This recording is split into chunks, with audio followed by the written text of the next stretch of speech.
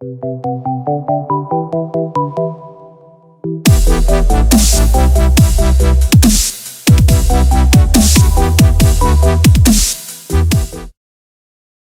všechny, co se právě koukáte na moje první videjko, ve kterým budu recenzovat první 3 úvodní hry. Možná mě někteří znáte jako SF Playera z předchozího kanálu, kde jsem vlastně točil online hru Shakes and Fidget. Samozřejmě časem budu recenzovat i aplikaci na telefon, Shakes and Fidget určitě možná někteří znáte. A určitě nezapomeňte navštívit mobilního-chytráka.cz. Popisek je teďka, nebo takhle, je to v popisku pod videem, takže si to určitě rozklikněte, podívejte se tam, protože jsou tam prostě sepsaný kvalitní mobily, který byste si prostě v dnešní době mohli koupit. Jsou tam prostě různý moje tady tyhle ty recenze, které právě vidíte třeba teďka na YouTube, a jsou tam i třeba seznam aplikací, který už jsem recenzoval, takže najdete tam určitě všechno. Tak a vlastně my tady v tomhletom úvodním díle se pustíme do prvních 3 úvodních her, který budu vlastně recenzovat. Nebudou to aplikace, protože časem budu recenzovat i nějaký aplikace, nejenom hry, ale i aplikace, takže to tak jakoby dopředu, abyste věděli. No a my si teda do toho pustíme. Takže naší první hrou je Temple Run 2. Myslím si, že tuhle hru zná celkem dost lidí, protože byla to celkem dost hodně očekávaná hra od hry Temple Run 1. Takže vlastně takhle, abych to řekl, hra obsahuje určitě mikrotransakce, ale je zdarma. Takže vlastně tady, když se podíváme do nějakého toho hlavního menu, vidíme tady, já jsem to teda jako moc dlouho nehrál, jde tady vidět, že vidíte mikrotransakce, takže vlastně tady si dokupujete gemy a nějaký ty zlaťáky, coiny, které jsou tady právě jakože platidlem. Tady si můžete kupovat různý upgradey na postavu, můžete si úplně kupovat novou, tady máme třeba ještě Santu, který tady ještě bude asi cca 8 dní, jestli jsem to pochopil správně, něco přes 8 dní, tady máme nějakýho šampiona. Tady máme nějakou ženskou, ta tady vždycky byla jako druhá postava, Scarlet Fox, za tu jsem vždycky hrával ještě. Tady nějakýho černocha, tady máme Karmu, na to si taky vzpomínám. Tady přidali nějakýho, ten už tady je asi díl, ale nějaký kapitán, za to jsem tam nikdy neviděl. Tady nějaký Indián, tady ten poslední, ten vidíte, že stojí nějakých 250 000, takže tady už asi trošku ta třeba mikrotransakcí je. Nebo samozřejmě můžete se k tomu dostat normálně, ale trvalo by vám to asi díl. Takže my se pustíme přímo do hry, abyste viděli, jak to vypadá. Já dopředu rovnou upozorňuji, že vlastně teďka na tomhle mobilu momentálně hraju a přímo ještě jakoby tu hru natáčím z jednoho programu, což je něco jako takový Fraps na mobil, a je to takový trošičku malinko snížený jsou FPS, protože ten mobil vlastně musí rozjíždět jak tu hru, tak ještě vlastně musí to všechno tady natáčet nebo snímat prostě ten obraz a ukládat to. Ty FPS jsou teda asi trošku snížený, ale to nevadí, doufám, že aspoň tak těch 20 až 30 tam je. Takže jak vidíte, hraje se to vlastně úplně klasicky, jako třeba Subway Surfers, což si myslím, že většina z vás, co máte mobily, tak určitě znáte hru Subway Surfers. Tady ty hry jsou všechny o tom stejný, sbíráte prostě mince, takhle do stran, teď jsem zrovna narazil do kamenu, ale zrovna tady vlastně nakláněním mobilu, když třeba teďka ho nakloním doprava, tak se nakloním takhle doprava, doleva takhle, teďka vyskočím, to jsem udělal prstem, tak takhle vlastně jsem naklonil zase mobil doprava předtím, takže jsem to sbíral vlastně. Je tady dost hodně překážek, dráha je nekonečná, vlastně jde tady jenom o to, abyste se furt překonávali svůj rekord, skóre, tamhle vpravo nahoře, teďka bych vám to ukázal, tady takhle, tady. Aha, teď jsem šoupl, s postavičkou, vidíte, že za náma běží nějaká opice, agresivní, takže určitě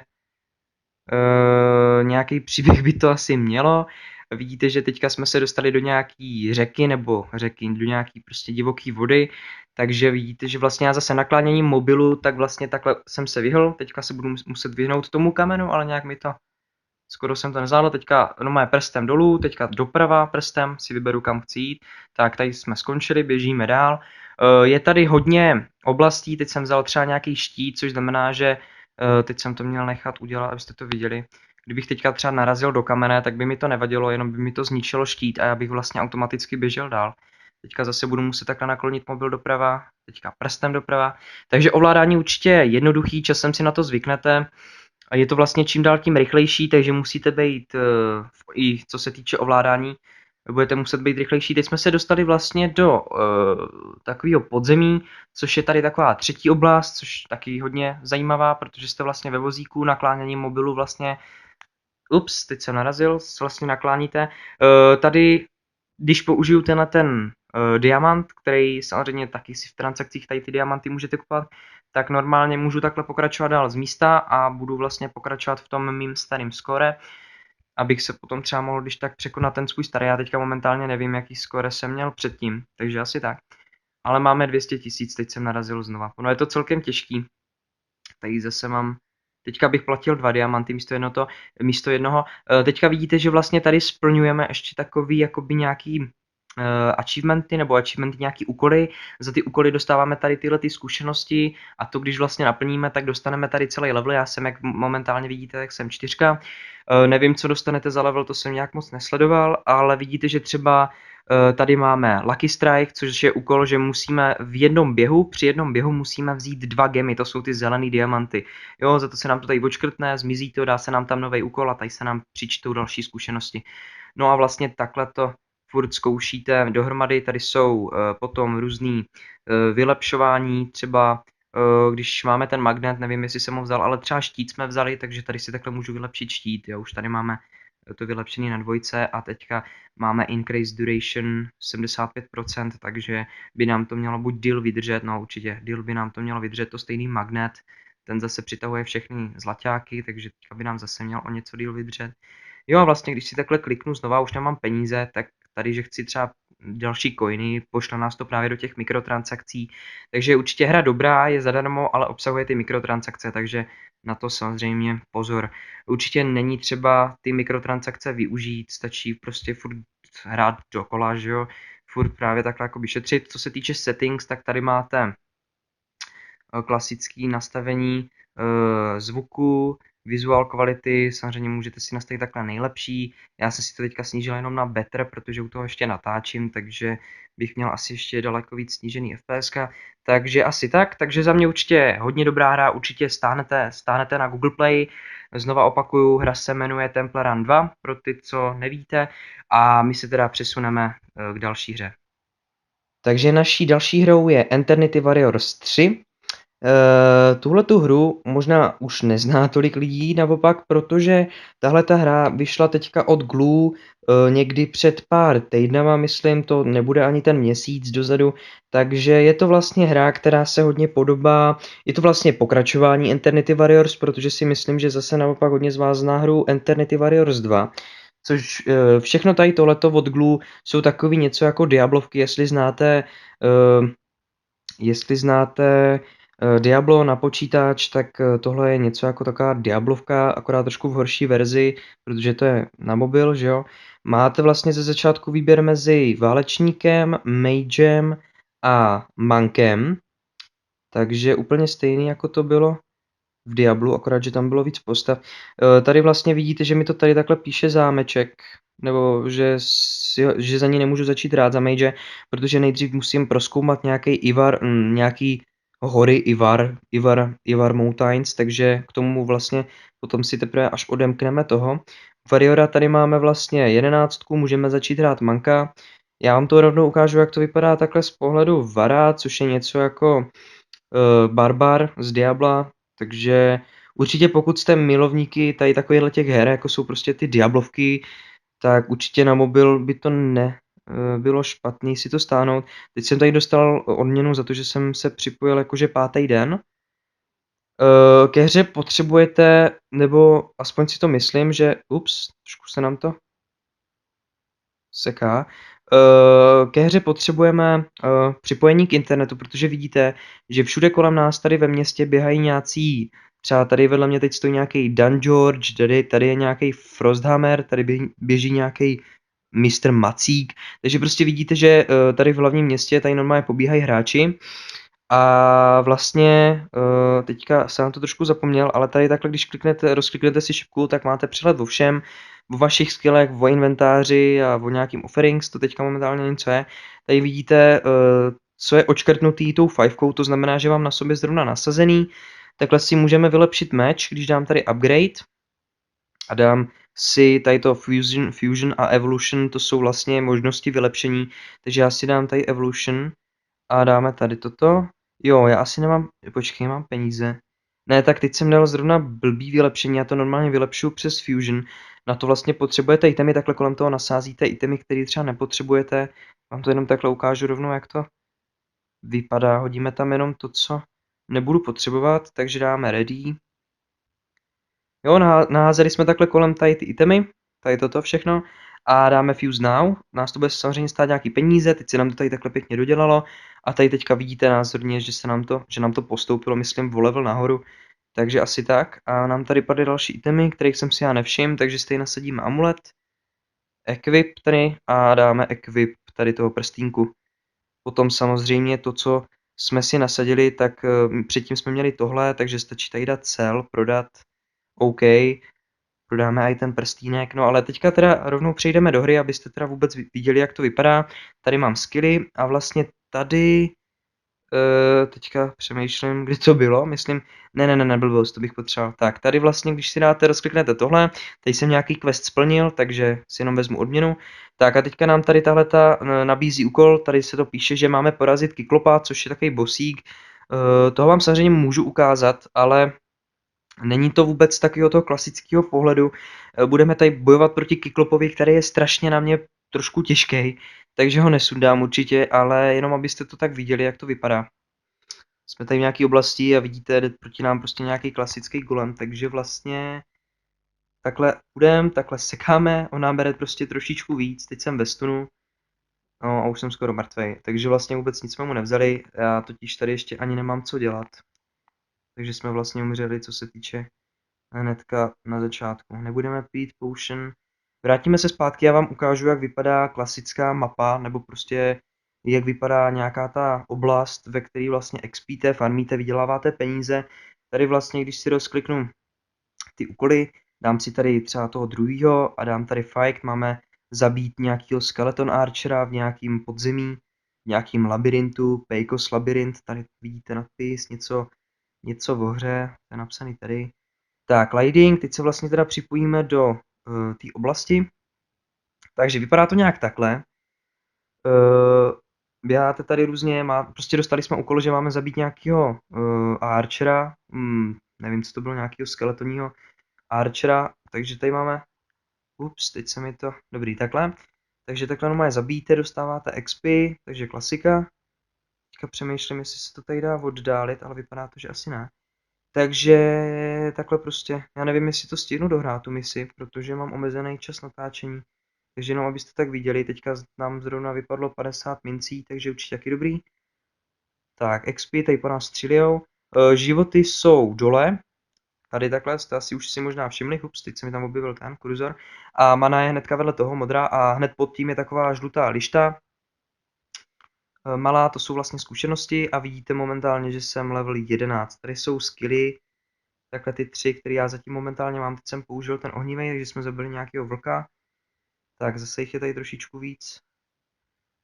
Mapy nebo takhle celkově grafika vypadá hodně dobře, já jsem spíš teďka se trošku divím, že se mi to zase tak moc neseká, protože grafika je fakt dobrá. Určitě budete muset potřebovat mít v mobilu trošičku výkonnější ten procesor, abyste to roztáhli, protože myslím si, že tahle ta hra už je i nějak pro Tegru, nebo dělaná na Tegře. Co se týče snažení, je to hra od Glue, tamhle nahoře, vpravo nahoře si můžete všimnout, že tam jsou nějaký modrý diamanty, co jsem ještě vůbec neskoušel, mám jich zatím 5, ale všechny hry od Glue, je to škoda, ale všechny hry od Glue taky mají mikrotransakce, i když Eternity Warriors sám o sobě je zdarma, takže určitě si ji můžete stáhnout, ale zase jako u Temple Run, u naší první recenzované hry, zase tam prostě určitě najdete mikrotransakce, které vám to ten jakoby postup urychlujou. Třeba myslím si, že kdybych určitě si třeba nějaký ty mikrotransakce použil, tak bych určitě toho prvního bossíka, toho Kyklopa, tak bych ho určitě sundal. Tak, teď nám tady padla česta, takže už tě otevřem, stačí takhle do ní seknout a přejít po těch itemech, on je automaticky vezme. Takže to by bylo takhle pro hru Eternity Warriors 3 všechno. Takže zase za mě určitě dobrá hra, určitě jedna z hodně dobrých diablovek, takže určitě se vyplatí tu hru stáhnout. Tak, tady už se nám objevil bosík, toho bychom porazili a si myslím, že by mi to teďka trvalo asi trošičku díl ho porazit, protože zase je to bosík, který má dost HPček, ale zasadili jsme mu pěknou ránu. Takže ještě porazíme bosíka a potom přejdeme na poslední hru. Tak, vypadá to pěkně. Bosík padne. Tak, bosík padl, vezmeme tady brnění. Teďka vidíte, že se nám hra na chvilku hodila do slow motionu. A teďka by se hra měla klasicky ukončit. Hned jak tady porazíme ty dvě poslední monstra. Tak, takže to by bylo k této hře všechno. A naší poslední hrou je hra Angry Birds Go, což je vlastně hra od studia Rovio Games. A my se do toho rovnou teda pustíme, vybereme tady nějakou misi nebo nějakou trať, je to vlastně takhle, je to vlastně první Angry Birds, který je jakoby hodně daný do tady tohohle závodního režimu. Není to žádný střílení z praku, tady si můžeme vybrat postavičku, ale my si necháme toho klasického. Tady vlastně si upgradeujete auto, takže my si tady třeba vylepšíme Strange. Jdeme dál, teď si vybereme vlastně, co chceme.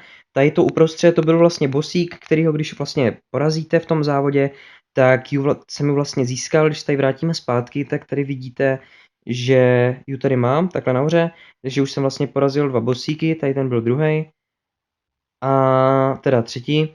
A no vlastně druhý, řekl jsem to správně. Teďka tady jsem vlastně porazil toho druhýho a další bossíci už tady nejsou, to se právě úplně na začátku si dáte celkově tu druhou trať, ale tam už bych to asi moc nezvládal. Takže my si tady zkusíme zazávodit, dáme go. Teď to bude vlastně, dali jsme si klasický závod, takže tady nevím, kolik nás tady bude nás tady cca 5 nebo 6, nebo kolik nás tady je, nevím. Takže normálně klasika, začátek natáhneme prak, vypustíme, bum. Tak a teď klasicky závodíme. Je na vás, jak si to dáte v nastavení. Buď budete mít takhle šipky po stranách, což mě vyhovovalo víc. A nebo to budete vlastně jenom klasicky naklánět mobilem, jako to při většině závodních her je. Takže je to jenom na vás, jak si to vyberete.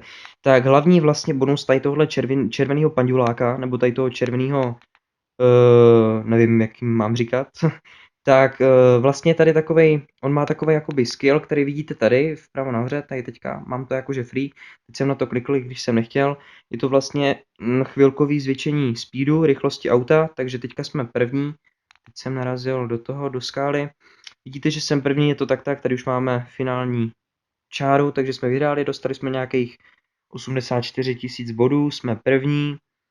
Tady se nám taky odškrtávají úkoly, že jo, jsem tady měl třeba úkol doraž třetí, anebo líp, tady jsem měl úkol zaútoč na nepřítele, oponenta, tady vlastně vem 40 coinů v jednom závodě, což se nám asi teď nepovedlo, ale můžete to zase skipnout. Zase hra je zadarmo, ale zase obsahuje mikrotransakce, takže klasika. A dostali jsme za závod 3 hvězdičky, což je maximum, takže super. Vidíte, že tady vlastně to můžu teďka to své skóre sdílet na Facebooku, a já jsem na to nechtěně zase klikl, takže asi tak. Takže je to propojený i s internetem, ale samozřejmě nemusíte to mít propojený s internetem, pokud chcete hrát jenom normální jakože jízdu a nechcete to někde sdílet, tak samozřejmě internet není třeba. Tak já momentálně žádný peníze nemám, když kliknu takhle na to auto, jak jste viděli tu ikonu, tak tady si můžete úplně změnit auto. Takže vidíte, že aut je tady celkem dost. A vlastně u každého můžete vylepšovat. Tady to bych fakt nechtěl. To jsou asi čím dál tím horší. Tady to máme momentálně my. Tady tohle je lepší, ale vidíte tady mikrotransakce. 74 korun, tady mám něco 4 ze 7, což asi, teď nevím, co to momentálně je, to asi možná sbíráte nějaký ty části toho auta. Ne, jo, a jo, tak blbost, že je tady 7 aut dohromady. Takže vlastně my máme asi, myslím, odhadou 4. auto ze 7. Jo, ne, my máme 3. ze 7. Jo, ale ta mikrotransakce tady je, my to asi možná musíme udělat tak, že nejdřív musíme vylepšit to naše auto úplně celkově, takže vlastně tady vidíte, že já to na max nemám. Takže potom bude časem asi třeba si to vylepšit. Tady vlastně můžeme změnit teda postavičku, my tady dáme tady tuhletu, abyste ještě viděli takhle úplně, jak se hraje úplně za jinýho toho a dáme si úplně jináčí mod, takže si dáme třeba jenom versus, nebo si tady dáme si tady sbírání zeleniny, nebo ovoce, nebo nevím, co se tam všechno sbírá. Vlastně, to jsem nevěděl ani, že se tady s někým závodí, ale hlavní, o co tady jde, tak vlastně nahoře vidíte lištu ovoce a zeleniny, takže vy to takhle vlastně musíte sbírat a tady vlastně nahoře vám to ubývá. Takže vidíte, že takhle, když to sbírám, tak nahoře ta lišta se mi zmenšuje. Ups, teď vůbec nic nevidím, jak to moje praská přes ty efekty. Takže to není moc dobré. Tak, teďka vlastně vidíte, že se nám to povedlo pozbírat, už skoro všechno, ještě nám tamhle bliká trochu. Takže vlastně teďka, jak to všechno dozbíráme, tak se nám ten zbytek přemění na coiny. Takže vlastně za odměnu, že jsme to takhle dokázali už brzo, tak ve zbytku tady by byla zase zelenina a ovoce, takže teďka místo toho tady máme mince, který vlastně potom využijeme později. Tak já zase použiju klasicky skill, jenže viděli jste, že teďka nám to dalo speed a ještě to za nás hodilo bombu, takže kdyby za náma byl nepřítel a ta bomba by tam spadla, tak by mu dala slow, jo, že by ho vlastně zpomalila. Ale vidíte, že ten závod byl úplně s přehledem, v pohodě, jsme ho porazili toho předtím. A samozřejmě dostali jsme jenom 1 hvězdičku, protože jsme té zeleniny a toho ovoce jsme asi moc nepozbírali, že by se toho dalo daleko víc. Takže to ke hře Angry Birds Go od studia Rovio Games, takže určitě taky hra zadarmo. Jedna taky takhle jediná závodní hra, myslím, od Rovio Games, takže určitě to zkuste, nic za to nedáte, můžete to zase v pohodě odinstalovat a k tomuhletomu prvnímu dílu by to teda bylo zatím všechno, takže my se uvidíme u druhé recenze.